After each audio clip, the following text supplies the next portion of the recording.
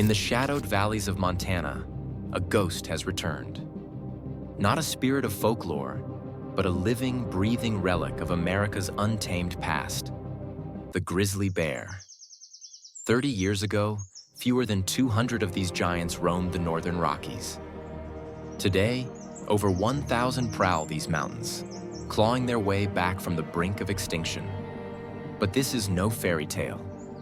Their resurgence has ignited a firestorm of fear, hope, and conflict, pitting rancher against biologist, tradition against progress, and humanity against the wild heart it nearly destroyed. This is the untold story of the grizzly's return, a saga of survival, science, and the price of coexistence. The grizzly's ancient dominion, a continent shaped by claws. Long before humans etched borders across North America, grizzly bears reigned as architects of the wild. Their domains stretched unbroken from the wind-scoured peaks of Mexico's Sierra Madre to the frozen shores of Alaska's Katmai Coast. Scientists estimate that 50,000 to 100,000 grizzlies thrived in this vast wilderness, their populations sculpting ecosystems in ways we are only beginning to understand. To the indigenous peoples of the Plains and Rockies, the grizzly was no mere animal. It was a spiritual lodestar. The Blackfeet called it Okotoks, the Old One, and believed its spirit guided warriors and healers. The Crows saw the bear as a manifestation of the Earth's raw power, its hibernation and rebirth mirroring the cycles of life and death. Rituals abounded. Salish hunters fasted and prayed before hunting bears, offering tobacco to the animal's spirit. Lakota warriors earned eagle feathers by confronting grizzlies barehanded, a test of courage and respect. These traditions were not superstition, but a profound recognition of interdependence. Grizzlies fertilized forests by dragging salmon carcasses inland. Their digging for roots aerated soil, promoting plant growth. Their very presence regulated herds of elk and deer, preventing overgrazing. The bear was, in essence, the land steward, a role humans had yet to disrupt. Collision of worlds, Europe's arrival and the war on wildness. The grizzly's downfall began with the arrival of European settlers, who brought with them a worldview diametrically opposed to that of native tribes. To colonists, wilderness was not a sacred web, but a foe to be conquered. And the grizzly, a 1,000-pound predator with no natural fear of humans, became the ultimate symbol of that untamed frontier. The Lewis and Clark expedition, 1804 to 1806, marked the first documented clash. Meriwether Lewis, upon encountering a grizzly in present-day North Dakota, wrote, "These bears are astonishingly fleet and formidable. They pursue with relentless vengeance anyone who dares invade their territory." His account, published widely, cemented the bear's reputation as a monster. By the 1840s, westward expansion exploded. Gold rushes, homesteading, and railroad construction fragmented the grizzly's habitat. Ranchers shot bears to protect livestock, while trophy hunters like Buffalo Bill Cody, who famously killed 4,280 bison in 18 months, turned grizzlies into macabre souvenirs.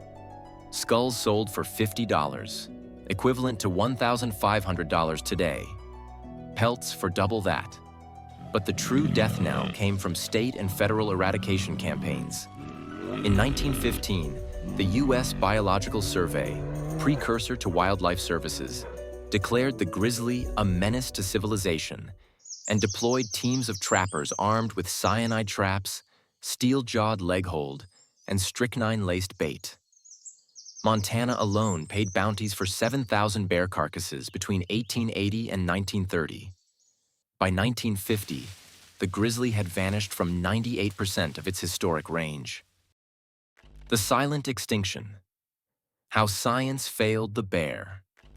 By the mid-20th century, the grizzly's plight was dire, yet almost invisible. Conservation efforts focused on charismatic species like bald eagles and bison, while bears languished.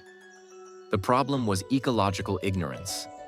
Few understood that grizzlies were a keystone species. Their survival underpinned entire ecosystems. In Yellowstone, the consequences of their absence became stark. Without bears to disperse seeds via scat, white bark pine forests dwindled. Elk populations exploded, overgrazing willow and aspen stands critical to songbirds and beavers. Rivers eroded without beaver dams, and soil quality degraded. Yet even as ecosystems unraveled, the myth of the grizzly as a mindless killer persisted. In 1967, the Night of the Grizzlies, a rare double fatal attack in Glacier National Park, triggered nationwide panic. Newspapers ran headlines like "Killer Bears on the Loose," ignoring that the attacks were linked to reckless garbage disposal by park visitors.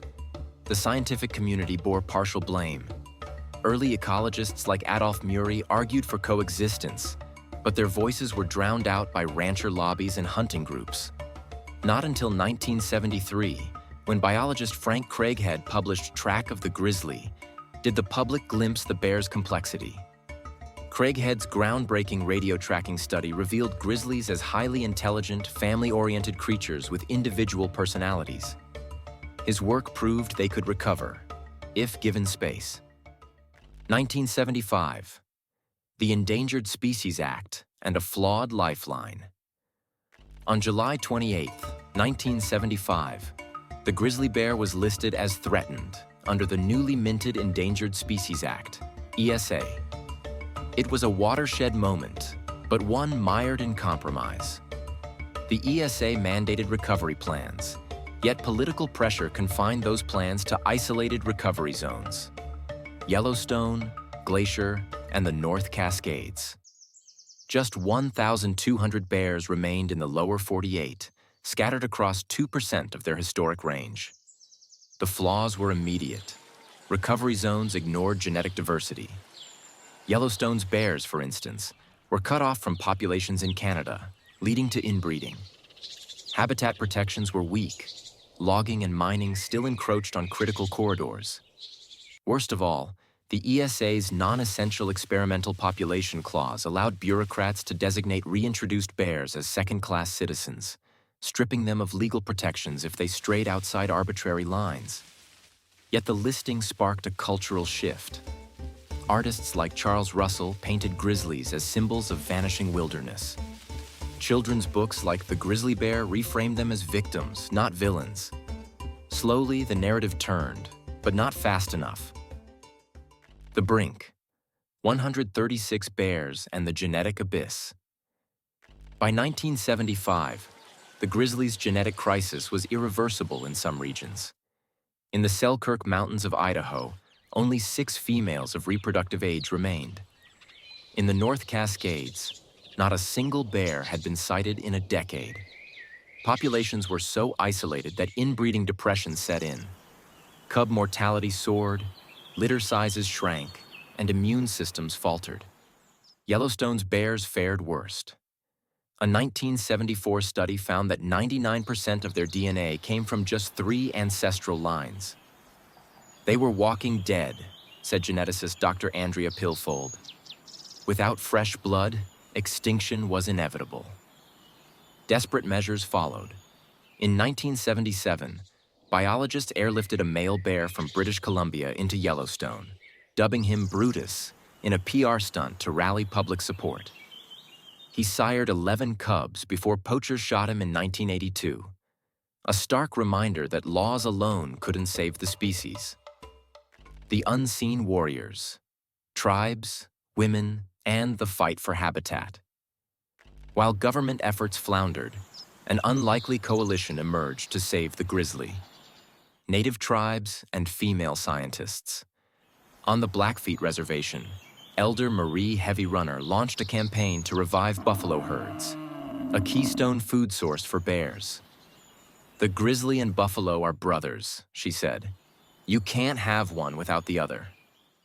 Meanwhile, biologists like Dr. Bonnie Yates pioneered habitat mapping. Using early GIS technology, she proved that 78% of historic grizzly range had been lost to roads and development. Her work became the blueprint for the Grizzly Bear Recovery Corridor, a network of protected pathways linking isolated populations. these efforts faced vicious backlash. Ranchers bombed Yates Field Office in 1989. Tribal activists received death threats. But the tide was turning. In 1993, the Interagency Grizzly Bear Committee, a coalition of tribes, scientists, and NGOs, secured $40 million to restore habitat. It was a drop in the bucket, but a start. The resurrection, DNA, GPS, and the bears that defied odds. The 1990s brought two breakthroughs: genetic testing and GPS collaring. For the first time, scientists could track bear movements in real time and identify genetic bottlenecks. What they discovered stunned them. In 1995, a male grizzly designated Bear 109 trekked 343 miles from Yellowstone to the Wind River Range, a journey thought impossible due to Interstate 90. His GPS collar revealed secret corridors, drainage ditches, railroad underpasses, even golf courses. By 2000, 12% of Montana's grizzlies were explorers like Bear 109, bridging fragmented populations. Geneticists then made a bombshell discovery. Coastal Alaskan grizzlies carried DNA from extinct California populations. These bears remembered routes their ancestors used 10,000 years ago, said Dr. Carlos Ramirez. By 2010, targeted relocations had boosted genetic diversity by 22%, pulling the species back from the abyss. Genetic resurrection. The road to recovery began not in the forests, but in the lab. Early genetic studies revealed a chilling truth. Montana's surviving grizzlies were trapped in a biological prison. Isolated in regions like the greater Yellowstone ecosystem, their DNA had become dangerously inbred, a ticking time bomb of weakened immunity and reproductive failure. To survive, they needed to reconnect with distant populations. But between them lay a gauntlet of highways, suburbs, and ranch lands, a lethal maze for a species that requires up to 600 square miles of territory per bear. Against all odds, the grizzlies began to move. In 1995, biologists tracked a male bear, later dubbed Maximus, traveling 120 miles across Montana, his GPS collar mapping a path through backyards and interstates. His journey proved the impossible. Grizzlies could adapt. They learned to navigate culverts, avoid towns, and even hunt under cover of darkness. By 2020, genetic diversity had increased by 18%, a lifeline for a species once written off as extinct. The invisible war. But adaptation came at a cost. As grizzlies expanded their range, they collided with a modern Montana, a state where wilderness and suburbia now blur. In 2022, the U.S. Fish and Wildlife Service documented 63 conflict bears, euthanized or relocated for raiding chicken coops, breaking into homes, or killing livestock. The math is brutal. A single grizzly requires 20,000 calories a day during hyperphagia, the frenzied feeding period before hibernation. To meet this demand, bears like Mara, a 450-pound female in the Bitterroot Valley, have rewritten their diets. Once reliant on whitebark pine nuts and cutthroat trout, she now scavenges orchards, beehives, and even pet food, a shift mirrored by 68% of Montana's grizzlies. The result? A 300% spike in human-bear encounters since 2000. For ranchers like Tom Harding of Bozeman, the stakes are existential. Last year, a bear killed 6 of his sheep in one night, a $12,000 loss. You can't hate the bear, he says, but you can't love it either. Grizzly food, hunting, and the sacred bond of mother and cubs. The grizzly's table menu shaped by seasons. The grizzly bear is a creature of contradictions. A 600-pound apex predator that lives half its life on berries, moths, and roots. Its diet is a masterclass in adaptation, a survival playbook written over millennia. Spring, emerging from hibernation in April, gaunt and ravenous, the grizzly's first meal is often tragedy's leftovers. Carrion, winter-killed elk, bison, or even other bears, provides a protein jolt. But spring is also hunting season. In Yellowstone's Lamar Valley, a male grizzly dubbed Brutus perfected a grim ritual, ambushing elk calves. With a top speed of 35 miles per hour, he'd charge herds, separating newborns from mothers. A single calf offers 25 pounds of meat, but the real prize is fat-rich marrow, fueling muscle recovery after months of dormancy. Summer.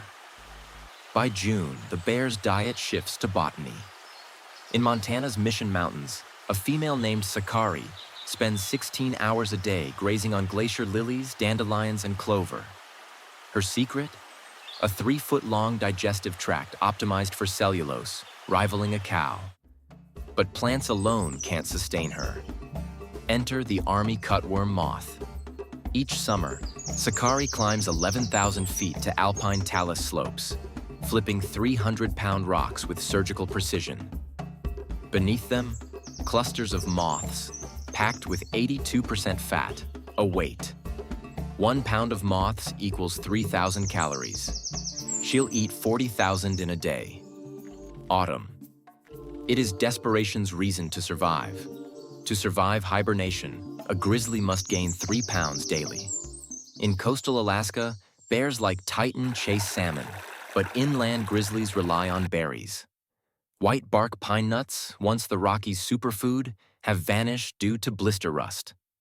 Now bears like Sakari pivot to service berries and huckleberries. Her jaws work like combine harvesters, stripping 200,000 berries a day. But climate change has shortened the window. Droughts shrivel crops by 70%, forcing bears into towns. In 2022, a Montana grizzly broke into a bakery, consuming 60 pies in 20 minutes. Winter. No true hunting occurs, but preparation is key. Grizzlies like Brutus enter dens with 30% body fat. Their metabolism drops to 25% of normal, recycling urea into protein. Remarkably, pregnant females give birth mid-hibernation, nursing cubs on milk derived entirely from fat reserves. The hunt. Ambush, scavenge, and innovate. Grizzlies are not wolves. They lack stamina for chases. Instead, they hunt with brutal efficiency. In Glacier National Park, a bear named Ghost waits motionless for hours near elk calving grounds. When a newborn stumbles, she explodes from cover, delivering a skull-crushing bite. Success rate, 1 in 5 attempts. Grizzlies are kleptoparasitings. In Yellowstone, Brutus shadows wolf packs, charging at the kill's climax. His roar, 125 decibels, louder than a chainsaw, scatters wolves. He claims the spoils, consuming 40 pounds of meat in 30 minutes. Some bears craft tools. In British Columbia, a male used a log to batter down a beaver dam. Others, like Sakari, roll rocks into rivers to create salmon traps. But danger lurks. Hunting elk risks broken ribs from kicks. Stealing wolf kills invites retaliation. In 2019, a wolf pack in Alberta killed a subadult grizzly. Motherhood. The 1,000-day trial by fire. For a female grizzly, raising cubs is a gauntlet of sacrifice and cunning. Year 1. The den. Sakari's cubs, no larger than chipmunks at birth, nurse in utter darkness. Her milk contains 33% fat, whereas human milk contains only 4%. Transforms them into 20-pound balls of fur by April. But the den is a death trap. Male bears seeking to mate will kill cubs to return females to estrus. Sakari hasn't eaten in 5 months, yet she'll fight to the death. Year 2. The classroom. Emerging into spring sunlight, Sakari teaches survival. Foraging. Cubs mimic her clawing for roots, but it takes 6 months to master. Hunting. She stuns a ground squirrel, letting cubs deliver the fatal bite. Fear. When a hiker approaches, Sakari slaps a cub, reinforcing human danger. Year 3. The culling. By fall, the cubs weigh 200 pounds, but only one will survive to adulthood. Males disperse, often killed by rivals. Females stay longer, but Sakari, now emaciated from nursing, must abandon them to rebuild fat reserves. In a ritual as old as the species, she chases them up a tree, roaring a final warning. You're on your own. The price of maternity. A mother grizzly's toll is staggering. Caloric cost. Nursing twins burns 12,000 calories daily, equivalent to 48 Big Macs. Risk. 40% of cubs dies in year 1. Males target mothers with young. Sacrifice. Females delay breeding until cubs wean at 3.5 years. In her 20-year lifespan, Sakari may raise just 4 cubs to adulthood. Yet this bond is the species' lifeline. Cubs learn ancestral roots, migrating salmon streams, hidden berry patches, through maternal memory. Lose the mothers, lose the map. Poaching's shadow. While human conflict dominates headlines, a darker threat lurks in the backcountry. Poaching. In 2021, an undercover sting in Missoula uncovered a trafficking ring selling bear gallbladders to Asia, where traditional medicine prizes their bile as a cure-all. A single gallbladder fetches $20,000 on the black market, more than triple Montana's median monthly income.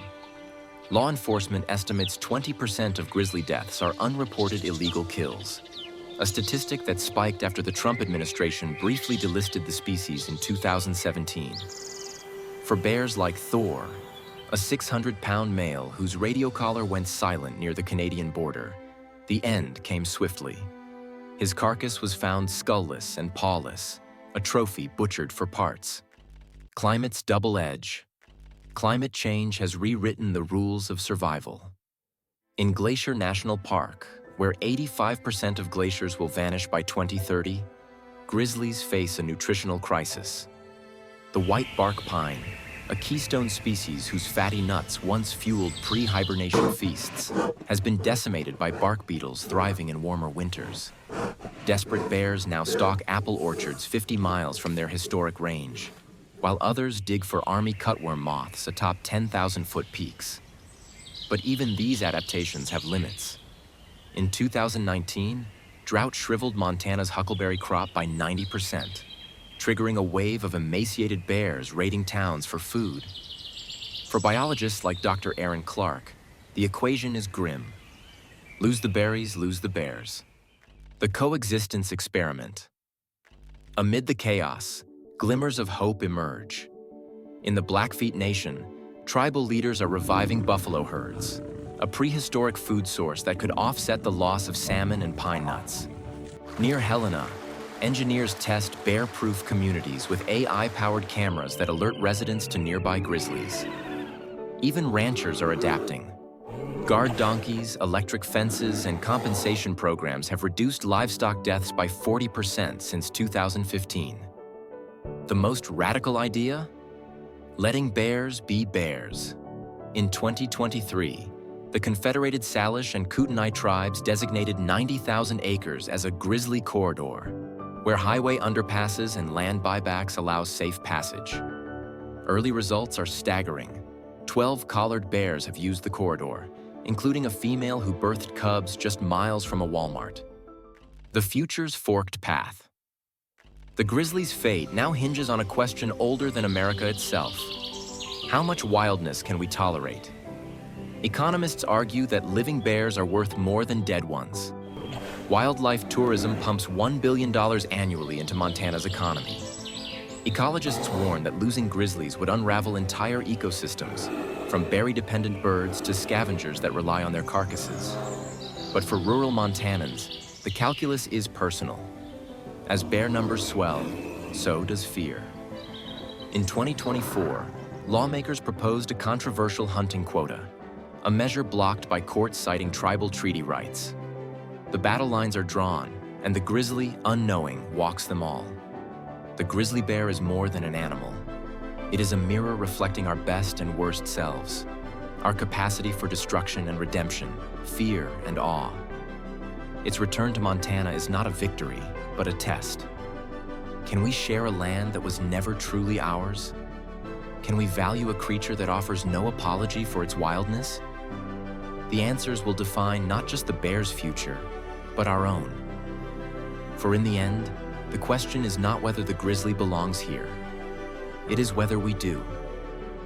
Subscribe for more breathtaking wildlife stories. Like, share, and let us know your favorite moment in the comments. See you in the next adventure.